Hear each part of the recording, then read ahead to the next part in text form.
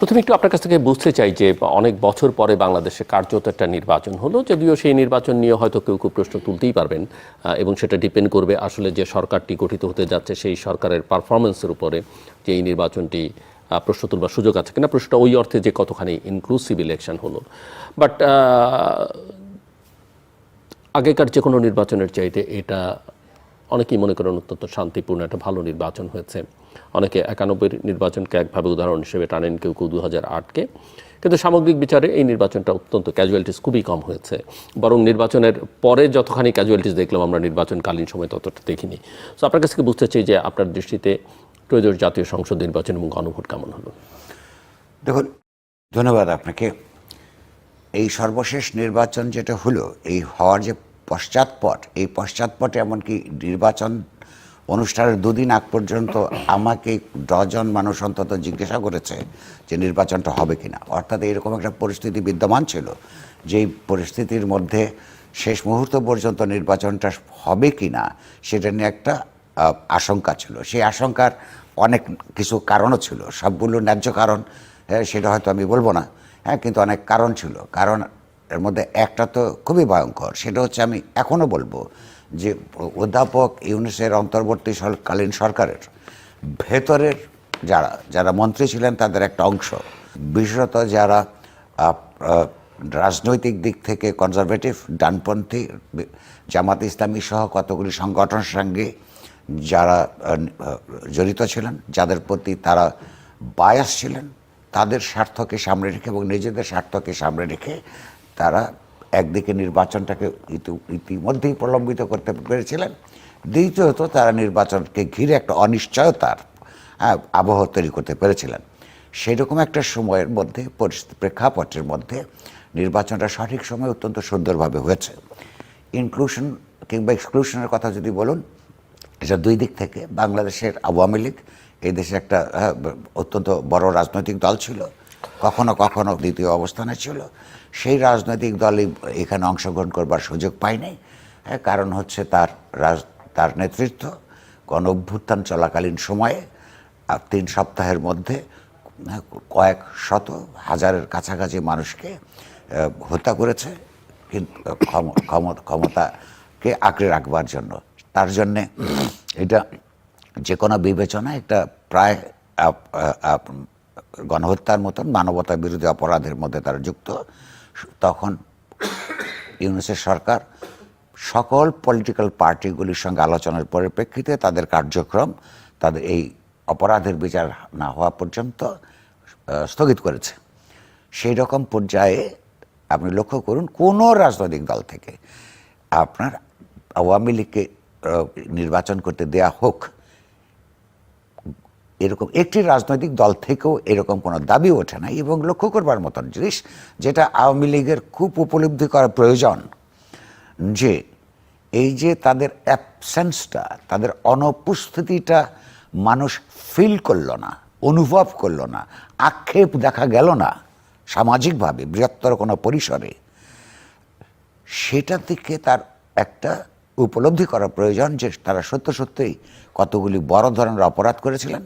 সেই অপরাধগুলির জন্য কখনো না কোনো দুটো প্রক্রিয়া, একটা হচ্ছে বিচারিক প্রক্রিয়া, সেইটাতে যা রায় হবার হবে এবং সেগুলোতে একটা পর্যায়ে তারা ইচ্ছে করলে সেগুলোকে তার বিরুদ্ধে আপিল করবারও সুযোগ থাকবে, এবং যাতে থাকে সেগুলো সমাজকে দেখতে হবে, আপনার সেই ব্যবস্থা যেমন থাকবে। অন্যদিকে তাদের উপলব্ধি করবার ব্যাপার আছে, এই অপরাধ তারা করেছিল, তার জন্য জনগণের কাছে আপনার দুঃখ প্রকাশ হওয়ার, ক্ষমা চাওয়ার একটা প্রয়োজনীয়তা অনিবার্য হয়ে উঠেছে। সঙ্গে সঙ্গে আজকে যারা অনেক বড় ম্যান্ডেট নিয়ে ক্ষমতায় গিয়েছেন, জাতীয়তাবাদী দল, মানুষ তাদের উপর যে আস্থা রেখেছে, সেখানে তাদেরকে মনে রাখতে হবে তাদের আচার আচরণের মধ্যে যে এই দেশে আওয়ামী লীগের মতো একটা রাজনৈতিক দল, যে বাংলাদেশের স্বাধীনতার যুদ্ধে রাজনৈতিকভাবে নেতৃত্ব দিয়েছে, এই দেশের উপর রাজনৈতিকভাবে তার দাবি অনেক। বাংলাদেশের মানুষের সঙ্গে দীর্ঘকাল জুড়ে অপরাধ করলে তাদের এমন অবস্থা হয় যে নেতৃত্বকে পালিয়ে যেতে হয়, এবং তারা রাজনৈতিকভাবে উত্থানের সম্ভাবনাগুলো বা ফিরে আসবার সম্ভাবনাগুলো অনির্দিষ্টকালের জন্যে আপনার অনিশ্চিত হয়ে পড়ে এবং একটা উচ্ছ্বাসপূর্ণ নির্বাচনের মধ্যেও তাদের অনুপস্থিতিকেও অনুভব করে না।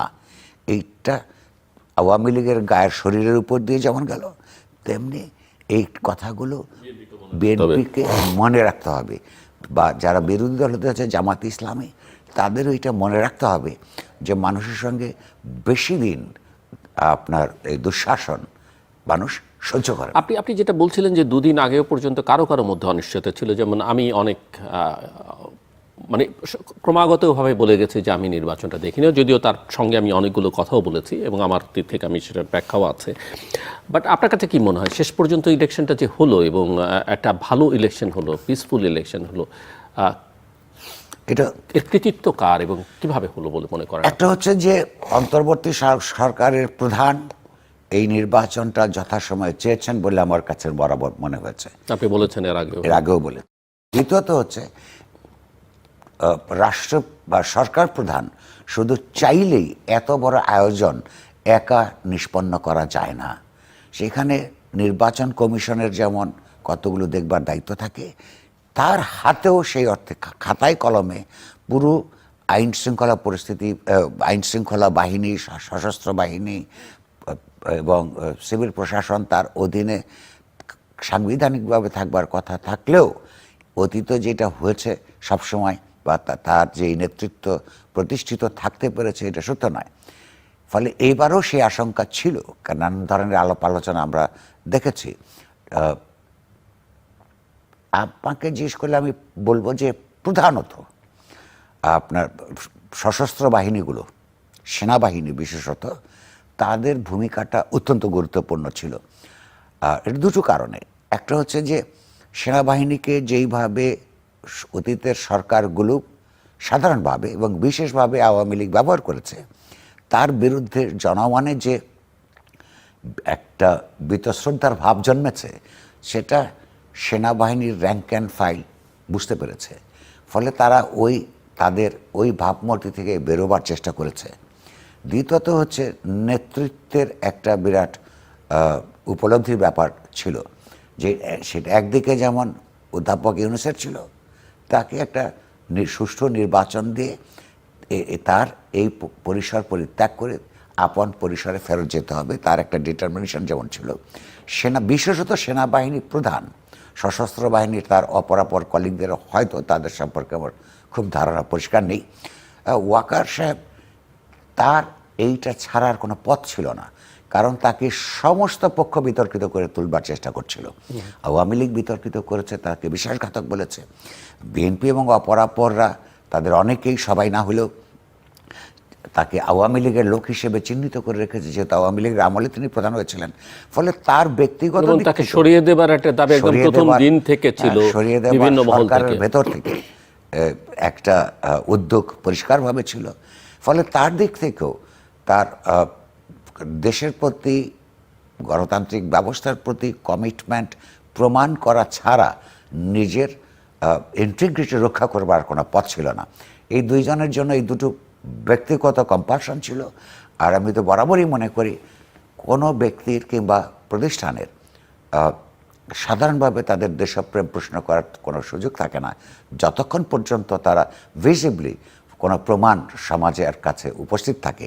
তো তারা তো এর আগে কখনো একজন রাষ্ট্র পরিচালনা করেন নাই, আর একজন সেনাবাহিনীর নেতৃত্ব দেন নাই।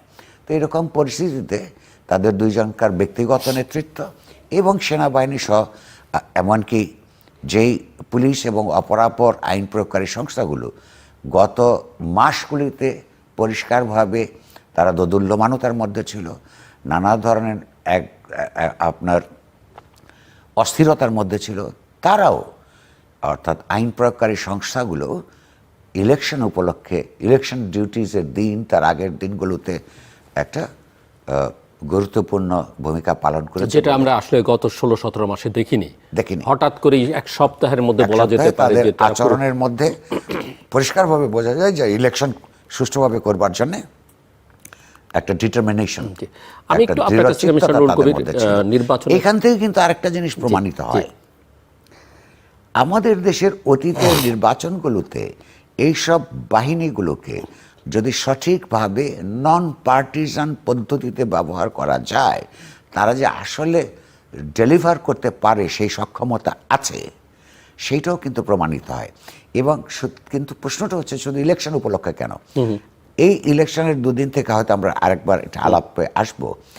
এখন যে বিশৃঙ্খলতাগুলো বিভিন্ন জায়গায় হচ্ছে, যদি সুনির্দিষ্টভাবে জাতীয়তাবাদী দল থেকে যারা বোঝা যাচ্ছে সরকার গঠন করবে, এবং এখনও যে অন্তর্বর্তী সরকার আছেন তারা যদি চান, নির্দেশ দেন যে এখনও যারা বিশৃঙ্খলা তৈরি করছে তাদের ব্যাপারে আইনানুগ ব্যবস্থা নেবার, আমি দেখলাম বিএনপি কয়েকজনকে গ্রেফতারও করা হয়েছে। এটা খুব গুরুত্বপূর্ণ কাজ। ফলাফলটা একটু ফলাফল বিশ্লেষণটা আপনার কি শুনতে চাই, যে বিএনপির এই যে ল্যান্ডস্লাইড ভিক্টরি, এবং আমরা দেখলাম যে জামায়াতের একটা বড় উত্থান ঘটেছে, নারী প্রার্থী কম ছিল খুব বেশি, মাত্র বিএনপি থেকে মাত্র 7 জন বিজয়ী হয়েছেন, সব মিলিয়ে 7 জন নারী প্রার্থী সংসদে আছেন। অঞ্চল ভিত্তিতে কোনো কোনো অঞ্চল দেখা গেছে যে জামাত একেবারে পুরো জেলা শুদ্ধ নিয়ে নিয়েছে, সেটা একটা দিক। আরেকটা হচ্ছে যে এনসিপির পার্টি হিসেবে যারা খুবই একটা ভালনারেবল অবস্থায় ছিল, জামাতের সঙ্গে ঐক্য করে তারা বেশ কিছু আসন পেয়েছে। এখন সেটা কি জামাত সুবিধা পেয়েছে এনসিপির, না এনসিপি জামাতের সুবিধা পেয়েছে, সেটাও আমি আপনার কাছে একটু বুঝতে চাই। এবং হিন্দু ভোটার বা মাইনরিটি ভোটাররা, পাহাড়ের ভোটাররা, তাদের পজিশনটা, তারা কি, তাদের ভূমিকাটা কি ছিল আপনি মনে করেন? এবং একই সঙ্গে আওয়ামী লীগের সমর্থকদের ভোট কোথায় গেছে, কি বিবেচনা ছিল, আদৌ তারা ভোট দিচ্ছেন? অনেকগুলো, আমি পুরো অ্যানালাইজ করতে হলে আসলে এটা আমার যদ্দূর মনে থাকে একটার পর একটা বলার চেষ্টা করবো, ভুলে গেলে আমি স্মরণ করে দেবো আপনাকে অবশ্যই। আপনার স্মরণ শক্তি আমার চেয়ে বেশি। না। প্রথম কথা হচ্ছে যে আপনার লক্ষ্য করবার কথা, ভোট হলে জামাত ইসলামী ক্ষমতায় চলে যেতে পারে এইরকম একটা আলোচনা জামাত ইসলামী সমাজে সফলতার সঙ্গে তৈরি এবং জারি রাখতে পেরেছিল। অ্যাটলিস্ট হ্যাং পার্লামেন্ট করে ফেলবে। হ্যাঁ, আমি বলবো যারা মনে করতেন যে জামাত ইসলামী হাইপ তুলছে বলে তার পার্টিকুলারলি সামাজিক মাধ্যমগুলোতে, এই কথা যারা বিশ্বাস করেছে তারা বাংলাদেশকে এখনো পর্যন্ত চিনতে পারে নাই।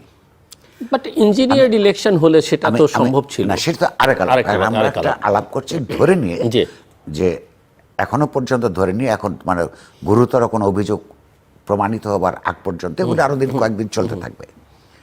ধরে নিচ্ছে একটা সুষ্ঠু নির্বাচন হয়েছে, আমরা অ্যাপারেন্টলি যেটা দেখেছি। এইরকম একটা পরিস্থিতিতে আপনার এই অনুষ্ঠানে আমি একাধিকবার বলেছি, বাংলাদেশ এখনো পর্যন্ত জামাত ইসলামীর মতন রাজনৈতিক দলকে রাষ্ট্র ক্ষমতায় দেখবার মতো বাংলাদেশের সমাজ প্রস্তুত হয় নাই। তাদের অগ্রগতি হয়েছে রাজনীতিতে, কেন হয়েছে সেটা আমরা আলাপ করেছি, আরেকবার আলাপ করতে পারবো, কিন্তু সেটা হয় নাই, হওয়ার কথা নয়। এই কথা বলে আমি অবশ্যই একটা জিনিস স্বীকার করতে হবে, 1941 সালে জামাত তৈরি হওয়ার পর থেকে আজ পর্যন্ত জামাত ইসলামের এই সর্বশেষ একটা দেশে যেই ফল তারা নিশ্চিত করতে সক্ষম হয়েছেন, এর চাইতে বড় সাফল্য আর হতে পারে না। জামায়াতের কিছু নেতাকর্মীদের চোখে মুখের মধ্যে এক ধরনের শুষ্কতা দেখি, তারাও হয়তো এই বিভ্রান্তিমূলক জামায়াতি প্রচারে বিশ্বাস করতে শুরু করেছিলেন, তা নাহলে তার তো চেহারার শুষ্কতা আসবার কথা নয়। তারাও হয়তো বিশ্বাস করতে শুরু করেছিলেন নিজেদেরই প্রোপাগান্ডার ফলে জামাত সরকার গঠন করতে পারে। অর্থাৎ তারাও আপনার তারা অত্যন্ত সুখী হবার কথা, যেই একটা সশস্ত্র জনযুদ্ধের ভেতর দিয়ে প্রতিষ্ঠিত বাংলাদেশে যেই জামাত ইসলামী সশস্ত্রভাবে মোকাবেলা করেছে মুক্তিযোদ্ধাদেরকে, মুক্তিযুদ্ধের পক্ষের সেই বৃহত্তর জনতাকে, সেই দেশে মাত্র অর্ধ শতাব্দীর মধ্যে তার একটা সুষ্ঠু নির্বাচনের মাধ্যমে প্রধান বিরোধী দল হিসেবে তাদের উত্থান ঘটেছে। এইটা তাদের হাজারো রকমের প্রক্রিয়া পালন করা উচিত। দ্বিতীয়ত হচ্ছে আমি অসন্তুষ্ট তাতে, হ্যাঁ, যে দু কারণে। এক ধরনের হচ্ছে 50 বছর এখনো পর্যন্ত সহিভাবে কোন রাজনৈতিকভাবে দলগতভাবে রেজলিউশন নিয়ে তার অতীত অপকর্মের জন্যে ক্ষমা প্রার্থনা করে নাই। তার মধ্যে তার এই অগ্রগতি আপনার অত্যন্ত হতাশাজনক। দ্বিতীয়ত হচ্ছে তার ঠিক তার রাজনীতিটা বাংলাদেশের সমাজ এবং রাষ্ট্রের গণতান্ত্রিক বিকাশের একটা প্রধান প্রতিবন্ধকতা হিসেবে বিদ্যমান রয়েছে। কেন? গণতন্ত্রের প্রথম কথা হচ্ছে প্রত্যেকটি নাগরিকের অধিকার সমান, নারী পুরুষ নির্বিশেষে, হিন্দু মুসলমান নির্বিশেষে, বাঙালি এবং অবাঙালি জাতি গোষ্ঠী নির্বিশেষে। জামায়াত এই ভোটের আগেও পরিষ্কারভাবে বলেছে রাজনীতিতে, বিশেষত রাষ্ট্রের সর্বোচ্চ পদে, নির্বাহী পদে, প্রধানমন্ত্রী কিংবা এমনকি তার দলের মধ্যেও আমির পদেও নারীকে এই পদের যোগ্য বলে অন্তর্গতভাবে, সহজাতভাবে ধর্মীয় কারণে তারা মনে করে যে এটা হতে পারবে না।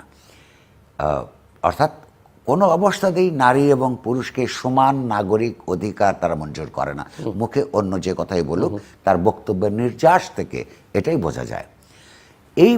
এই যে তার এই পজিশনটা একই সঙ্গে বাংলাদেশ রাষ্ট্রের যে সংবিধান, সেই সংবিধানের পরিপন্থী। বাংলাদেশের সমাজকে, বাংলাদেশের জনসমাজকে, বাংলাদেশের গণতন্ত্র মনস্ক সকল দলের অন্তর্ভুক্ত বা দল বহির্ভূত মানুষকে চিন্তা করতে হবে যে বাংলাদেশ কি এমন কোনো রাজনৈতিক দলকে অপারেট করতে দিবে কি সমাজের মধ্যে, যার রাজনীতিটা বাংলাদেশের উত্থানের সঙ্গে সাংঘর্ষিক। বাংলাদেশের রাষ্ট্রের সংবিধান যেখানে নারী এবং পুরুষকে সমান অধিকার দেয়, তার পরিপন্থী এই রাজনীতি করবার অধিকার আছে কি নেই, এই আলোচনাটা শুরু করে একটা পর্যায়ে নিষ্পত্তি সাধন করতে হবে। ইতিমধ্যে জামাত ইসলামীও সুযোগ পাবে তার এই অবস্থান পুনর্মূল্যায়নের প্রয়োজন আছে কি নেই। তা আমি বলবো এক অর্থে সবচেয়ে বেশি সাফল্য হলো জামাত ইসলামের। কারণ সাধারণত এইখানে যে দ্বিদলীয় ব্যবস্থা প্রতিষ্ঠিত হয়েছিল সেটা ভালো কি মন্দ ভিন্ন আলোচনা, আমি মনে করি মন্দ।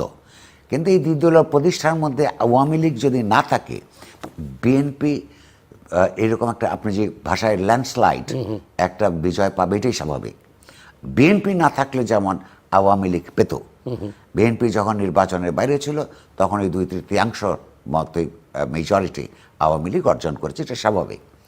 কিন্তু একটা কথা আপনি অন্যান্য প্রশ্নগুলো যদি একসাথে জড়িয়ে দেই, বিএনপিকে খুব পরিষ্কারভাবে বুঝতে হবে যে জামায়াতের ভোট অনেক বেড়েছে।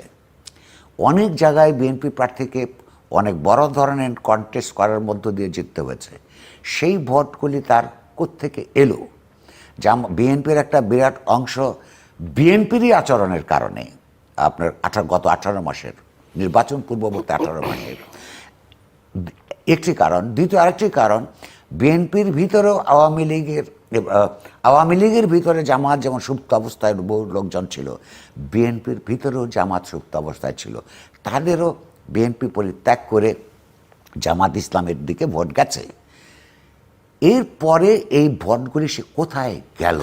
এবং অনেকগুলো ক্লাস্টার তারা তৈরি করতে পেরেছে সারা দেশে। যদি আপনি ম্যাপ দেখেন যে ইভেন একাধিক জেলা তারা পুরো কন্ট্রোলে নিয়ে নেয়। সেই জায়গাটা আসছে, ওইটা খুব গুরুত্বপূর্ণ একটা প্রশ্ন, যেটা সমাজবিজ্ঞানীদেরকে আরো ভালো করে বুঝবার চেষ্টা করতে হবে।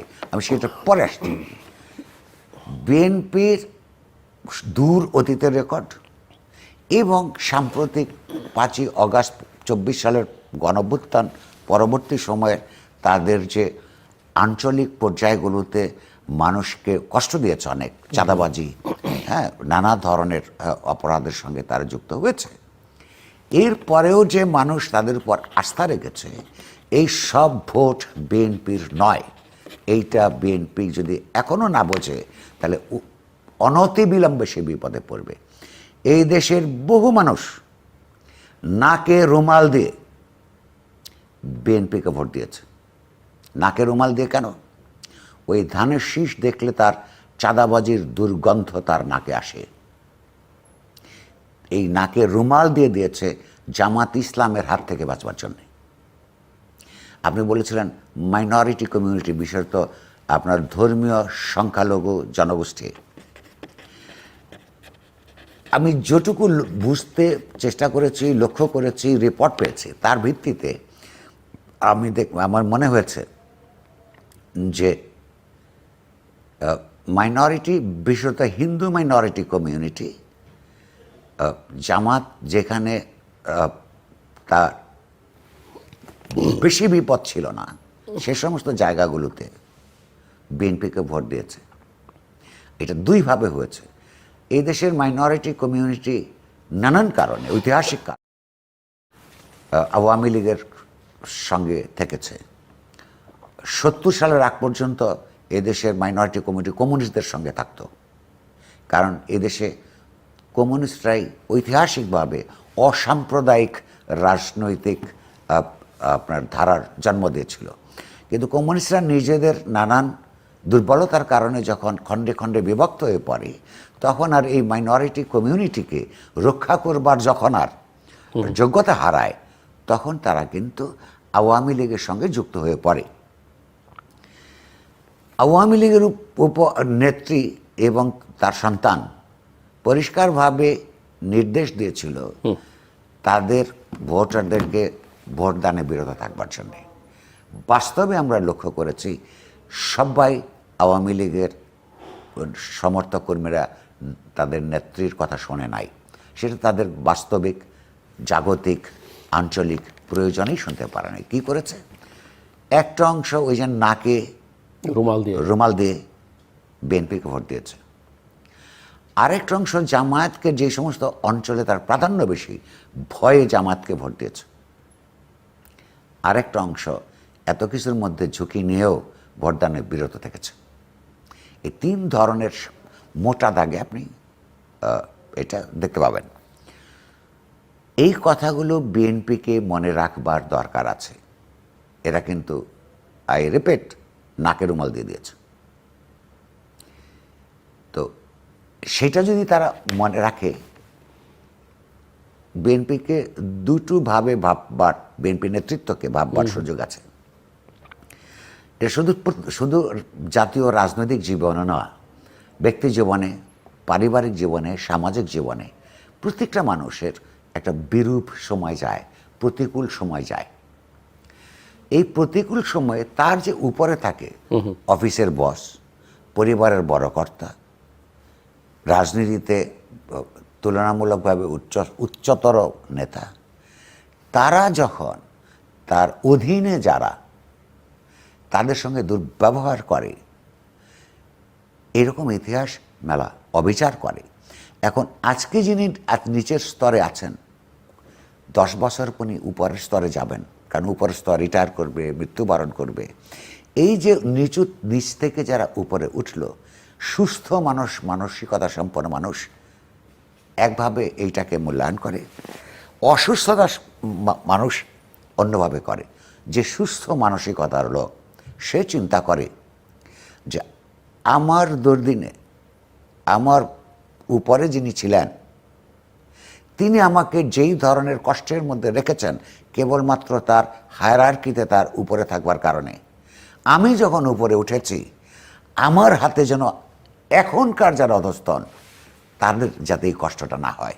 এটি হলো জীবনের প্রতি ইতিবাচক দৃষ্টিভঙ্গি, সুস্থ দৃষ্টিভঙ্গি। নেতিবাচক দৃষ্টিভঙ্গি হচ্ছে আমাকে আমি যেমন কষ্ট আমার হায়ারার্কিতে উপরে, তার কারণে যেমন কষ্টে থেকেছি, এখন আমি উচ্চতর পদে এসেছি, আমিও আমার যারা অধস্তন তাদেরকে ওই অবস্থার মধ্য দিয়ে নিব। এই 2 ধরনের মানসিকতা সম্পন্ন সাধারণভাবে জগতে, সমাজে, সংসারে পাবেন। আওয়ামী লীগ বিএনপিকে যেই ভোগান্তির মধ্যে রেখেছিল, সেই ভোগান্তি তারা পার করতে পেরেছে বলেই, নানা নিপীড়ন সহ্য করেছে বলেই, লুটপাট তাদের উপরে চলেছে বলেই এত বছর পর দেশের মানুষ তাদের প্রতি সহানুভূতিশীল হয়ে তাদের উপর আস্থা রেখেছে। আজকে বিএনপির উপর আওয়ামী লীগ কিংবা অন্যরা যেরকম আচরণ করেছিল, বিএনপি আজকে 2/3 মেজরিটি নিয়ে যদি যারা পরাজিত, যারা তাদের থেকে তুলনামূলকভাবে দুর্বল, সে একই আচরণ তারা করতে থাকে আওয়ামী লীগের মতন, এই বিএনপিরও সেই অবস্থা হবে। এইটা যারাই সমাজের মানে ইতিবাচক বিকাশ চান। এটা কি শুধু যারা পরাজিত হয়েছে তাদের কথা বলছেন, যে আরেকটা শক্তি তো নির্বাচনের বাইরে আছে না, যারা নির্বাচন করতে পারে? প্রত্যেকের কথা বলছি, কারণ আওয়ামী লীগ একসময় বিএনপিকে বাইরে রেখে নির্বাচন করেছে, বিএনপিকেও নির্বাচন করতে হলো আওয়ামী লীগকে বাইরে রেখে। আওয়ামী লীগের নেতৃত্বের বিরুদ্ধে তো আইনি প্রক্রিয়া চলছে, যাদের বিরুদ্ধে বিএনপি, জামাত কিংবা রাষ্ট্র আওয়ামী লীগের যে সমস্ত কর্মী সমর্থকদের বিরুদ্ধে মামলা দায়ের করে নাই, অন্যায় মামলাও বহু হয়েছে, সেটা আমি আসছি, কিন্তু ন্যায়সঙ্গত কারণেই যাদের বিরুদ্ধে মামলা করা হয় নাই, অর্থাৎ আওয়ামী লীগ এবং জাতীয় পার্টি, এনসিপি, তারা প্রত্যেকেই মনে করে ওই সাধারণ নিরীহ তৃণমূল সমর্থকরা তাদের বিরুদ্ধে কোনো অপরাধ করে নাই। তাহলে তারা এই সমাজে থাকবে। এই সমাজে যদি এখন তাদের চাইতে উচ্চতর অবস্থায় যারা আছেন ক্ষমতায়নের দিক থেকে, আওয়ামী, বিএনপি, জামাত, এনসিপি এবং অন্যরা, তারা এই আচরণ করা ঠিক হবে না। তাহলে আমাদের যে ডিভিসিভ সমাজ, এখানে যে একটা পলিটিক্যাল কমিউনিটি হয়ে উঠতে আমরা চাই, গণতান্ত্রিক, সেটা হয়ে উঠতে পারবো না, এরাও ভোগান্তির মধ্যে পড়বে। কিন্তু এই বোধ বিএনপির মধ্যে সদা জাগ্রত কিনা এটা আমি নিশ্চিত করে বলতে পারবো না, কারণ ভোটের পরে নানা জায়গা সেই থেকে প্রসঙ্গে আমি আসতে চাইছিলাম যে অভিযোগ উঠছে এবং হতাহতের ঘটনা ঘটেছে, হতাহতের ঘটনা ঘটেছে। তারেক রহমান সাহেব বিএনপির শীর্ষ নেতা, এই সপ্তাহে হয়তো তিনি প্রধানমন্ত্রী হবেন। আমরা লক্ষ্য করছি যে তিনি কতগুলো নির্দেশ, যেমন চাঁদাবাজির জন্য প্রায় 7,000 কর্মীকে তারা বহিষ্কার করেছিল, এ কথা সত্য, কিন্তু 7,000 কর্মীকে বহিষ্কার করতে হয় কেন? অর্থাৎ পার্টির মধ্যে যথেষ্ট ডিসিপ্লিন বা ন্যূনতম ডিসিপ্লিন, পর্যাপ্ত শৃঙ্খলা অনুপস্থিত। এই আজকেও তিনি বলেছেন যে এগুলো থেকে বিরত থাকতে, কিন্তু তাকে দেখা যাচ্ছে বিরত থাকছে না।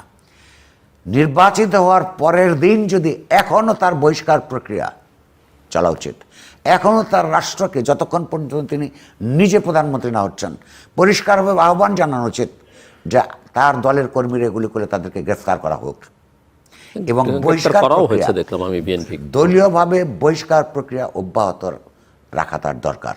কারণ বাংলাদেশ আর ওই বিশৃঙ্খলার বহিষ্কারও করা হচ্ছে কিছু ক্ষেত্রে দেখলাম প্রস্তুত নয়। আর সর্বোপরি তিনি তো বলেছেন একটা বিচার এবং রিকনসিলিয়েশন প্রক্রিয়া চালু করবেন বলেছেন। সেই রিকনসিলিয়েশনের পথ থাকবে না যদি দুর্বলের উপর আজকে ক্ষমতায়নের মধ্য দিয়ে তার সবলের অত্যাচার। এটা তারেক রহমান কালকেও বলেছেন যে সবলের অত্যাচার মানে দুর্বলের উপরে, সেটা এই কথাটা আমার ব্যক্তিগতভাবে পছন্দ হয়েছে, আমি অনুমান করি আজকে যারা দুর্বল আছেন তাদেরও পছন্দ হয়েছে।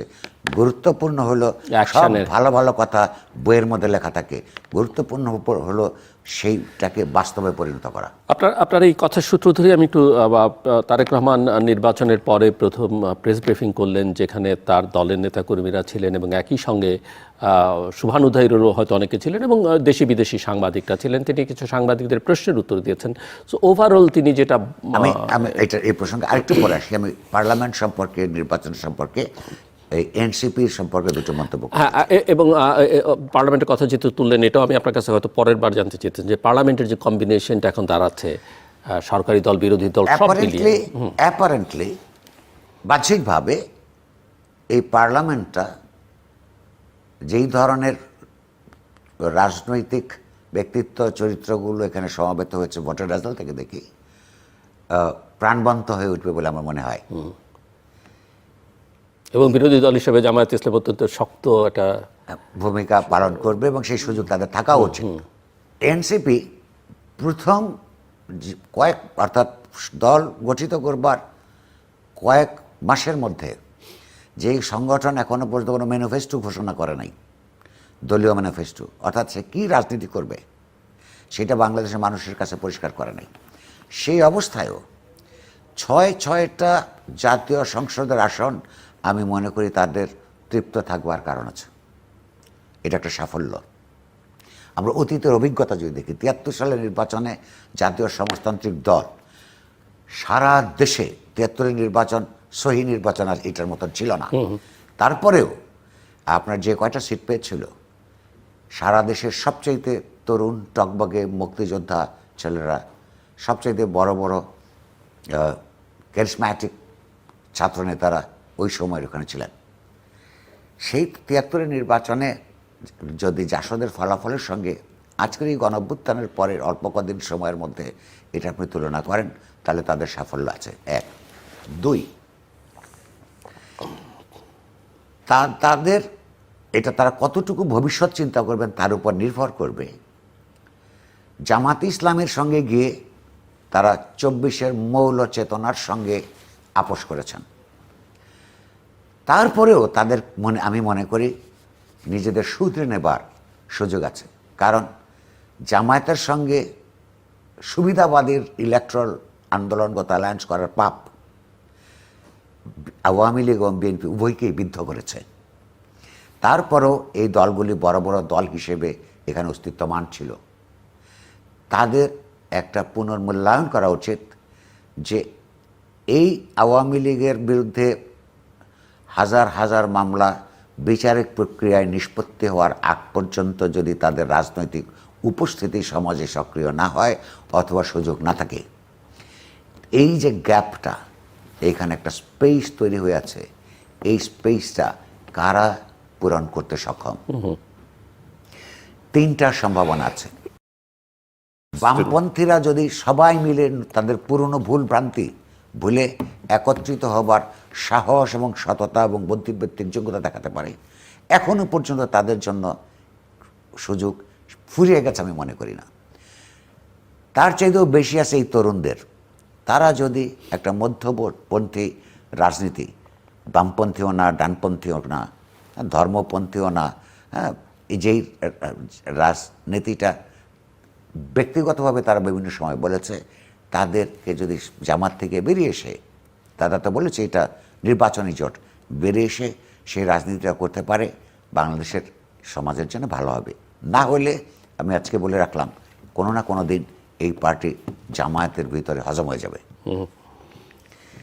তৃতীয় প্রশ্ন হচ্ছে, এবার এটা প্রাণবন্ত একটা পার্লামেন্টের মতন দেখা গেলেও আপনি যদি আরেকটু গভীরে যান, সেখানে একটা বেদনাদায়ক বাস্তবতা আছে।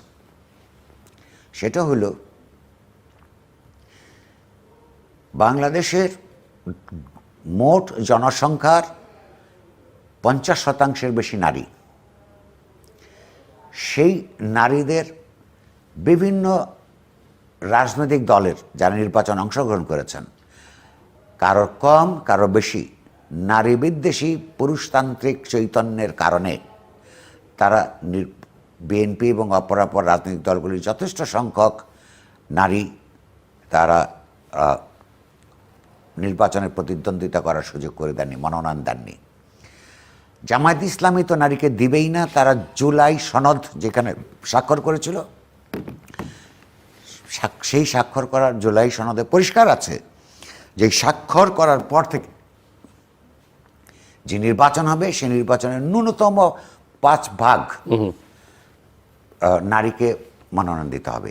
জামাত ইসলামী 100% সেইটার সঙ্গে বিট্রে করেছে। ওই যেটাকে আমি মুনাফেক বলি, লিখে দস্তখত দিয়েছে একরকম, কাজ করে আরেক রকম। ফলে নারী আন্ডার রিপ্রেজেন্টেড ভীষণভাবে। এইটা শুধু যে আমাদের একটা লৈঙ্গিক সাম্য প্রতিষ্ঠা করার জন্যে ভবিষ্যতের জন্য প্রয়োজন তাই না, তাদের উপর নারী সমাজের প্রতি বিরাটভাবে একটা অপরাধ করেছে এই সমস্ত রাজনৈতিক দল। কীভাবে?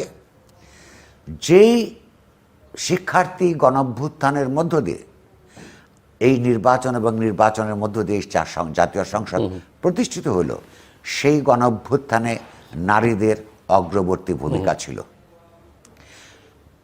যখনই রাজনৈতিক দলগুলো গণঅভ্যুত্থানের প্রক্রিয়া থেকে বেরিয়ে নির্বাচনিক প্রক্রিয়ার দিকে অগ্রসর হতে থাকলো।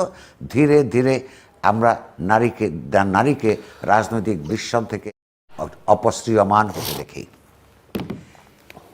এইটা তাদের মনে রাখা প্রয়োজন। এটা অপরাধ করেছে, অন্যায় করেছে, এটা গণতান্ত্রিক মূল্যবোধ পরিপন্থী কাজ করেছে।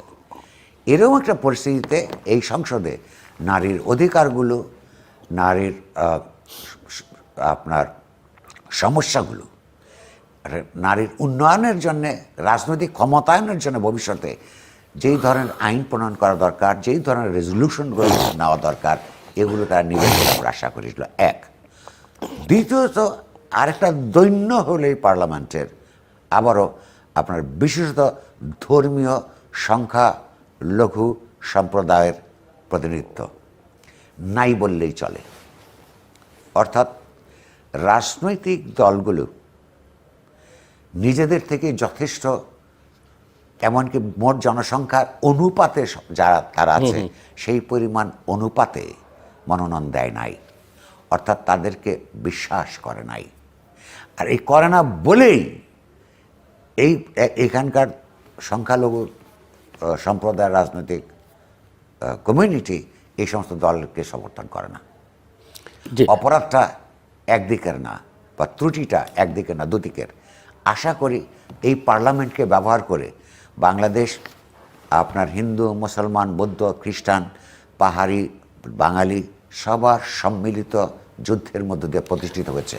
তারা এটা খেয়াল রাখবেন। পার্লামেন্টের প্রসঙ্গটা যখন আলোচনা উঠলো, আমি গণভোট নিয়েও কথা বলতে চাই। গণভোটের যে ফলাফল, আর একটা বাকি আছে। লক্ষ্য করুন, জাতীয় পার্টি নামে একটা রাজনৈতিক দল ছিল, তারা শতাধিক আসনে নির্বাচন করেছে। এই পার্টিটা ওয়াইপড আউট হয়ে গেল, একটা সিটও নাই। এইখান থেকে আমি যেটুকু বুঝি কেন হলো, একটা রাজনৈতিক দল যখন নিজের রাজনীতি বাদ দিয়ে, যে আদৌ তার সেই রাজনীতি থেকে থাকে, বছরের পর বছর বৃহত্তর রাজনৈতিক দলের ছত্রছায়া থেকে সুবিধা অর্জন করতে চায়, শেষ বিচারে এই পরিণতি হয়। বামপন্থী রাজনৈতিক দলগুলোর মতন ভুল তারা করেছে। এই বামপন্থী রাজনৈতিক কমিউনিটি কখনো আওয়ামী লীগপন্থী বামপন্থী, কখনো বিএনপি পন্থী বামপন্থী, যেমন ছিল জাতীয় পার্টিও যখন যেটা সুবিধা হচ্ছে এটা করেছে। আর শেষ কথা এই ব্যাপার, আপনারই শেষ প্রশ্ন ছিল এটা, জামাত ইসলামের যে বিজয়, আপনি বলছেন গুচ্ছ দেখা যাচ্ছে কতগুলো প্যাটার্ন, এটা তো আপনার পর্যবেক্ষণ সত্য। সীমান্তবর্তী এলাকাগুলো, উত্তরবঙ্গের দারিদ্র্যপীড়িত এলাকাগুলো, এমনকি ঢাকায়ও আপনি যে লক্ষ্য করুন যে ঢাকায় যে কয়েকটা সিট বা শহরাঞ্চল সিট পেয়েছে, সেই সমস্ত আপনার সাবারবান এলাকাগুলো যেখানে দরিদ্র মানুষের আপনার কনসেন্ট্রেশন বেশি, এর অর্থ আছে এটা যারা এই অসাম্প্রদায়িক রাজনীতি করতে চান তাদের জন্য এটা গুরুত্বপূর্ণ, এটাকে বুঝবার, লক্ষ্য করবার। জামাত ইসলামী এই নির্বাচনকে কেন্দ্র করে তো এহেন সম্ভাব্য অপরাধ নাই নির্বাচনে জিতবার জন্য করে নাই। তার মধ্যে সবচেয়ে বড় অপরাধ হচ্ছে তারা ধর্মের বিকৃত ব্যাখ্যা দিয়ে, আপনার শিরকি গুনার ঝুঁকি নিয়ে তারা ধর্ম বিক্রি করেছে। ধর্মপ্রাণ মানুষ আর ধর্মভীরু মানুষ দুই রকমের মানুষ। যখন দরিদ্র থাকে, তার সারাদিনের পরিশ্রমের মধ্য দিয়েও যখন তার স্বাবলম্বী হয়ে উঠতে পারে না, তার শিক্ষা, স্বাস্থ্য, তার কাজ, তার বাসস্থান, এগুলো যখন নিশ্চয়তা হয় না, সেটা হয় না আসলে অর্থনৈতিক পদ্ধতির কারণে, বৈষম্যবাদী অর্থনৈতিক ব্যবস্থার কারণে। আর যেহেতু তার শিক্ষার সুযোগ কম, সে এই অর্থনীতিকে ব্যাখ্যা করে সেই রাজনৈতিক অর্থনীতিকে বিরুদ্ধে অবস্থান গ্রহণ করার সচেতন মতামত নেওয়ার অবস্থাও তার থাকে না। তখন সে ধর্মপরায়ণ মানুষটাকে যখন এই ধর্ম ব্যবসায়ীরা ধর্মের ভয় দেখায়, এই ধর্মপরায়ণ মানুষটা ধর্মভীতু হয়ে ওঠে। এই ভয়টা তারা দেখিয়েছে। জামাত ইসলামীকে ভোট না দিলে তারা দোজখে যাবে, দিলে তারা ভেস্তে যাবে। তো যেই মানুষগুলো তাদের চোখের সামনে একদল লোক ভেস্তি সুবিধা নিতেছে, বিত্তবানরা, সেই যখন এই জগতে আপনার কোনো সুখ স্বাচ্ছন্দ্যের দেখা পায় না, জি। সে তো ওই আশ্বাসে আপনার মুগ্ধ হয়ে অথবা ভরসা করে এই ধর্মাশ্রয়ী রাজনৈতিক দলকে ভোট দিয়েছে। ফলে একটা এইরকম অর্থনৈতিক ব্যবস্থা আমাদের প্রবর্তন করবার জন্য কাজ করতে হবে যেখানে বৈষম্য কমে আসে। সাম্য প্রতিষ্ঠিত না হলেও অন্তত তাদের আমরা আশা করি না বিএনপির মতো রাজনৈতিক দল একটা সাম্য প্রতিষ্ঠার রাজনীতি করবে, কিন্তু বৈষম্য বিরোধী একটা গণঅভ্যুত্থানের মধ্য দিয়ে এই দল ক্ষমতায় গেছে, তাকে এই অর্থনীতির চরিত্রটা, এই অর্থনীতির রাজনৈতিক নেতিবাচক প্রভাবগুলো লক্ষ্য করে তার অর্থনৈতিক আমি প্রশ্ন করছিলাম যে গণভোট একই সঙ্গে হয়েছে এবং এটাও কম গুরুত্বপূর্ণ ছিল না, কিন্তু ভোট তো হলো, হ্যাঁ পক্ষে ভোট পড়লো, যদিও না ভোট এবং ভোট না দেওয়া মানুষের সংখ্যায় 60%, মোর দেন 60%।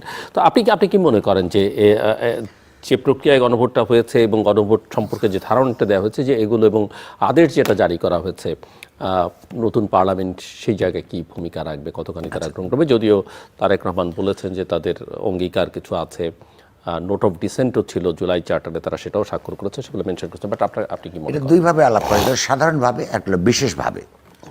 সাধারণভাবে আমরা এই আপনার জুলাই সনদের মধ্যে কি আছে সেটা যদি আমরা একটা একটা করে বিশ্লেষণে নাও যাই, যেই গণঅভ্যুত্থানের শিক্ষার্থী গণঅভ্যুত্থানের উপর দাঁড়িয়ে একটা নতুন রাজনৈতিক প্রক্রিয়া শুরু হলো, তার সেই সময়ের যদি স্লোগানগুলি আমরা দেখি, দেয়াল লিখন দেখি, ব্যানার ফেস্টুন দেখি, সেখানে কিন্তু আমরা একটা জিনিস লক্ষ্য করেছি সাধারণভাবে, যে মানুষের যে সনাতন যে পদ্ধতিতে বাংলাদেশ চলছিল, যে একবার ক্ষমতায় গেলে তার কি আর কোনো চেকস অ্যান্ড ব্যালেন্সের কোনো ব্যবস্থা থাকতো না, এবং যেখানে ক্ষমতায় যাওয়া মানেই হচ্ছে 5 বছরের জন্য যা তা অ্যাকাউন্টেবিলিটির, স্বচ্ছতার কথা মুখে বলল, এমন কোনো কাঠামো তৈরি হয় নাই যে কাঠামোর মধ্য দিয়ে তাকে নিরন্তর একটা জবাবদিহিতার মধ্যে রাখা যায় না, তার বিরুদ্ধে কিন্তু গণঅভ্যুত্থান ছিল।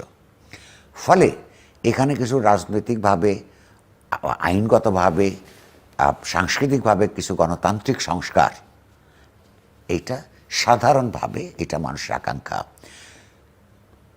পুরোটা পরে মানুষ কি এইটাকে হ্যাঁ ভোট দিয়েছে কিনা, হ্যাঁ ভোটের সংখ্যা বেশি দিয়েছে কিনা এটা বলা যাবে না, কারণ হচ্ছে এটার মধ্যে নানা ত্রুটিপূর্ণ ব্যাপার ছিল। যেই পদ্ধতিতে রাষ্ট্রের প্রচার করার কথা ছিল, কোনটার মধ্যে কি আছে, হলে কি না হলে কি, এগুলি করা হয় নাই। নোট অফ ডিসেন্ট সংক্রান্ত ব্যাপারগুলিতে রাজনৈতিক দলগুলো পরস্পরের বিরুদ্ধে কোনটা দিয়েছে কোনটা দেয় নাই এই বিষয়ে যথেষ্ট আলাপ আলোচনা করা নাই। ফলে এটা ত্রুটিপূর্ণ আছে নিঃসন্দেহে, এবং ভাষার দিক থেকেও, প্রচারের দিক থেকেও অপ্রতুল। ফলে এই যে সংস্কারের পক্ষে বিশেষভাবে যেভাবে বলা হয়েছে, সেগুলির ব্যাপারে সমাজে ভোটারদের ব্যাপারে অস্বচ্ছতা, রাজনৈতিক দলগুলোর কোনো জায়গায় আপনার পূর্বাপত্তি, এগুলোর যদি আপনি সাধারণভাবে চিন্তা করেন, এগুলির জটিল অবস্থা তৈরি করবার সুযোগ থাকবে। অনেকগুলো এড়িয়ে যেতেও সক্ষম হবে আইন কানুনের ফাঁক দিয়েই, এমনকি জুলাই সনদের ভিতর ফাঁক দিয়েই। কারণ আপনার ওখানে লেখা আছে যে এই প্রস্তাবগুলির মধ্যে যাই থাকুক না কেন, কোনো রাজনৈতিক দল যদি এইটার পরিপন্থী কোনো ম্যানিফেস্টো দিয়ে পাশ করে আসতে পারে, সেইখানে এই জুলাই সনদ তার জন্য বাধ্যবাধকতা নয়। ফলে ফাঁক ফোকরের কোনো অভাব অনেক জায়গা আছে। সবচেয়ে বড় কথা, এনসিপি যারা এই জুলাই সনদের প্রবর্তা, তারা তো স্বাক্ষরই করেন। ফলে ফাঁক ফোকর আছে, কিন্তু আমি মনে করি সমাজের ইতিহাসের এই সময়কার যে গণতান্ত্রিক সংস্কার যে স্পিরিট, এইটার প্রতি বিএনপি সাধারণভাবে শ্রদ্ধা। যে আমার হাতে খুব বেশি সময় দুটো প্রসঙ্গ আপনার সঙ্গে একটু আলোচনা করতেছি। আর একটা হচ্ছে যে গতকালকে প্রথম প্রেস ব্রিফিং করলেন আফটার ইলেকশন বিএনপি চেয়ারম্যান এবং প্রাইম মিনিস্টার ইলেক্ট। সো আপনি কেমন দেখলেন প্রেস কনফারেন্স? তিনি একটা দেশবাসীর উদ্দেশ্যে বক্তব্য রেখেছেন, বিদেশি সাংবাদিকদের উদ্দেশ্যে দুটো প্রতিক্রিয়া। জি, এক নম্বর হচ্ছে যে প্রথমেই শুরু হবার আগেই আমি এটা টেলিভিশন দেখেছি লাইভ, দেখে আমি আঁতকে উঠেছি। কারণ হচ্ছে যে পুরনো ভূত এখনো পর্যন্ত সম্ভাব্য প্রধানমন্ত্রীর প্রেস কনফারেন্সের মধ্যে প্রেতাত্মা ঘোরাঘুরি করছে। কিভাবে? পৃথিবীর কোথাও কোনো সভ্য দেশে প্রধানমন্ত্রীর কিংবা বড় কোনো রাজনৈতিক দলের, এমনকি যে কোনো ব্যক্তির যার জাতীয় গুরুত্ব আছে, গুরুত্বপূর্ণ মানুষের প্রেস ব্রিফিংয়ে বা প্রেস কনফারেন্সে কখনোই সাংবাদিকরা ছাড়া, সাংবাদিকদের মধ্যে সম্পাদক নন, শুধু রিপোর্টাররা ছাড়া কেউ থাকে না। গোটা আওয়ামী লীগ আমলে আমরা লক্ষ্য করেছি এই প্রেস কনফারেন্স কাভার করার জন্যে সম্পাদকরা চলে যেতেন, যেটা তার কাজ না, সে লেখাও না, পরে গিয়ে রিপোর্টার সাহেবই লেখেন। আর সাংবাদিকরা কখনোই প্রথম দ্বিতীয় সারিতে তারা সুযোগ পেতেন না। দলের আপনার প্রভাবশালী নেতারা অথবা প্রধানমন্ত্রীর দৃষ্টি আকর্ষণ করতে চান, তারা ম্যানেজ করে সামনের দিকে বসে থাকত। আজকে প্রধানমন্ত্রী হওয়ার আগেই প্রাইম মিনিস্টার ইলেক্ট তার প্রেস কনফারেন্সে সেই আওয়ামী, যেখানে বিদেশি সাংবাদিকও ছিল, আমি আওয়ামী আসর দেখলাম, আটকে ওঠার মতন। দ্বিতীয়ত হচ্ছে এটা যদি প্রেস ব্রিফিং হয়, আর একজন বিএনপির দিক থেকে চিন্তা করা উচিত ছিল, যারা ড্রাফট করেছেন বা যিনি পড়েছেন, তারেক রহমান, তিনি জনগণের উদ্দেশ্যে ভাষণ দিচ্ছেন না, তিনি প্রিয় দেশবাসী বাংলাদেশি ভাই বোনেরা বলে সম্বোধন শুরু করছেন পরিষ্কারভাবে। এগুলোকে প্রিসাইজ, ছোট ছোট ছোট কিন্তু গুরুত্বপূর্ণ। তিনি প্রেসকে তার কিছু কথা বলতে চান, আন্তর্জাতিক প্রেস, জাতীয় প্রেসকে বলতে চান, এবং সেখানে তার্কিকদের কিছু প্রশ্ন তারা নিতে চান। প্রশ্ন এসছে, উনি ছোট ছোট করে উত্তর দিয়েছেন। সব বলি উত্তর আমার মনোপুত হবার কারণ নাই, কারোরই কখনোই সব কথা মনোপুত হবে না। কিন্তু ওনার তো একটা সুবিধা আছে, আপনার জেনেটিক সুবিধা। তার পিতা কম কথা বলতেন, তার মা কম কথা বলতেন, লক্ষ্য করি তিনিও কম কথা বলেন। ফলে যে ছোট রাজনীতিকরা যে যত বেশি কথা বলবে তত বেশি ঝামেলায় পড়বে। শেখ হাসিনা পড়েছেন, তো তিনি ছোট ছোট করে উত্তর দিয়েছেন, এইটা ভালো। কিন্তু আপনার প্রেস ব্রিফিং আর জনসভা করার মধ্যেকার পার্থক্যটা এর পরের বার থেকে তিনি খেয়াল করবেন বলে আমরা আশা করব। আপনাদের আমাদের এই কথা হয়তো তার কান পর্যন্ত পৌঁছবে কিনা জানি না। বিএনপির যদি কোনো শুভাকাঙ্ক্ষী তাকে পৌঁছাতে পারে, তার পর্যন্ত তাকে গিয়ে খবরটা দিবেন বলে আশা করি। বিদেশি সাংবাদিকরা থাকবার কারণে তার ভাবমূর্তি আরও নষ্ট হবে তার দলের। যে একটা প্রেস ব্রিফিংয়ের মধ্যে বা প্রেস কনফারেন্সের মধ্যে আপনার সামনের সারিতে প্রেসের লোক নাই, আছে তার দলের নেতারা। আর প্রেস ব্রিফিংয়ের মধ্যে, প্রেস কনফারেন্সের মধ্যে কান্নাকাটি কিংবা আনন্দ উল্লাসের ব্যাপার থাকে না। একজন গুরুত্বপূর্ণ, জনগুরুত্বপূর্ণ ব্যক্তি দেশকে প্রেসের মাধ্যমে কথা বলছেন, তার কথা মানুষ মনোযোগ দিয়ে শুনবে, ক্রিটিক্যালি কান খাড়া করে শুনবে। সেখানে হাততালি দেওয়ার কিংবা অশ্রুপাত করবার জায়গা না। তিনি কথা বলছেন প্রেসকে, দুই পাশের থেকে দাঁড়িয়ে তার দলের লোকজনদেরকে কতক্ষণ পরপরই আমরা হাততালি দিয়ে দেখছি। হাততালি দেওয়ার জন্য তারা জনসভা করতে পারেন, তারা নিজেদের মধ্যে সেমিনার সিম্পোজিয়াম করতে পারেন, তারা চাইলে নিজেরা। এইগুলো পৃথিবীতে কতগুলি আন্তর্জাতিক নিয়ম দাঁড়িয়েছে, সেগুলো থেকে শেখা এবং সেগুলো যেগুলো ভালো আছে সেগুলিকে সম্মান করা। একটা বিষয় যে ছোট্ট করে, হাতে সময় নেই না হলে, প্রেস ব্রিফিংয়ে খুব স্বাভাবিক যে উনি ওনার স্থায়ী কমিটির সদস্যদের নিয়ে বসছেন, কিন্তু সবাই ছিলেন না, কেউ কেউ সামনেও ছিলেন, অনেকে স্টেজে ওনার পাশে ছিলেন। উত্তরটা উনিই দিয়েছেন, ওনার প্রেস ব্রিফিং যেহেতু উনিই দেবেন, স্বাভাবিক উনি অন্যদের সহযোগিতা নিতেও পারেন। কিন্তু প্রায় সকল ক্ষেত্রেই তিনি একজন স্ট্যান্ডিং কমিটি মেম্বারের কে দিয়েছেন উত্তর দেবার জন্যে। সেটা দুটো অর্থ আছে আমার কাছে। আমার কাছে যে অর্থটা দাঁড়িয়েছে, কথাটা আমি তখনই আমির খসরু মাহমুদ চৌধুরীকে দেখছিলাম। একটা হচ্ছে, ধর যদি তিনি এটা করতেন যে যেই ধরনের প্রশ্ন আসে তার মাথার মধ্যে ভবিষ্যতে কারা সেগুলো নিয়ে ডিল করবে বা তারা এক্সপার্ট মঞ্চে থাকা। হ্যাঁ, মঞ্চে থাকা, তাহলে সেই সব তিনি আগেই বলতে পারতেন যে কিছু প্রশ্নের উত্তর প্রশ্নের প্রকৃতি অনুযায়ী আমার কলিগরা দিবেন। তো প্রশ্ন মূলত দুই তিন ধরনেরই ছিল। প্রধানত ছিল বিদেশি যারা এসছেন তারা আন্তর্জাতিক সম্পর্ক, তারা আপন আপন দেশের সঙ্গে বাংলাদেশের নতুন নেতৃত্ব কীভাবে ব্যবহার করবেন সেটা এসেছে। তো সেইটার মধ্য দিয়ে দুটো ইঙ্গিত পাওয়া যায়। এক, ওইখানে উপবিষ্ট সভাপতি মণ্ডলী তাদের স্ট্যান্ডিং কমিটি, স্থায়ী কমিটির মধ্যে সবচেয়ে আস্থা কি তাহলে আমির খসরুর উপরেই তার, এটা একটা ইঙ্গিত, এটা মেসেজটা তাই যাবে। আমির খসরু সাহেবের তাদের খুশি হবার কারণ থাকবে। অথবা তিনি ফরেন রিলেশন সংক্রান্ত প্রশ্নটা তার দিকে দিয়েছেন, তাহলে তিনি কি পররাষ্ট্রমন্ত্রী হতে যাচ্ছেন? আইসিটি বিচার সংক্রান্ত প্রশ্নের উত্তরও ওনার কাছেই গেছে, আমি কুসুম মাহমুদ চৌধুরীর কাছেই। ওনারা ধরে নিয়েছিলেন আইসিটিটা আসলে প্রথমে, কারণ এটা একটু ওই আপনার এখানে একটা হচ্ছে আইসিটি মন্ত্রণালয় বলে একটা জিনিস আছে। এখন তারা একটু কনফিউজড হয়েছে। আমার হাতে আসলে 3 মিনিট সময়, কিন্তু এই প্রশ্নটা খুবই গুরুত্বপূর্ণ, মানুষের কৌতূহল যেখানে, এবং যেটা দিয়েই আসলে বোঝা যাবে, অনেকখানি বোঝা যাবে, হয়তো পুরোটা না হলেও, যে সরকারটা আসলে কেমন হচ্ছে, কেমন পারফর্ম করবে। অর্থাৎ ক্যাবিনেটে কারা থাকছেন, স্পিকার কে হচ্ছেন, রাষ্ট্রপতি কে হচ্ছেন, ডেপুটি লিডার কে হচ্ছেন, ডেপুটি স্পিকার কে হচ্ছেন, এরকম অনেকগুলো, এবং কোন মন্ত্রণালয়ে কে পাচ্ছেন। So any guess and any suggestions? না, প্রথম কথা হচ্ছে গেস করব না আমি। ওকে, হ্যাঁ, সাধারণভাবে কথা বলবো, সাজেশন আপনাকে দিয়ে তো আমার কোনো লাভ নাই। কারণ আপনাকে কিংবা আমাকে জিজ্ঞেস করে হ্যাঁ কোনো রাজনৈতিক দল ক্যাবিনেট বানাবো না, বানানো উচিত আমরা বাতাসে ছেড়ে দিচ্ছি, যদি পৌঁছায় এবং গ্রহণ করতেও পারেন, নাও করতে পারেন। যে নির্বাচিত হয়েছেন, হননি বা নির্বাচন করেননি, 3 ধরনের লোক তার সামনে আছে ক্যাবিনেট করার। রাষ্ট্র এবং রাজনীতি, রাষ্ট্র, ক্যাবিনেট, গভর্নেন্স প্রধানত রাজনৈতিক ব্যাপার, ফলে প্রধানত রাজনীতিকদের নিয়ে তার ক্যাবিনেট করা উচিত।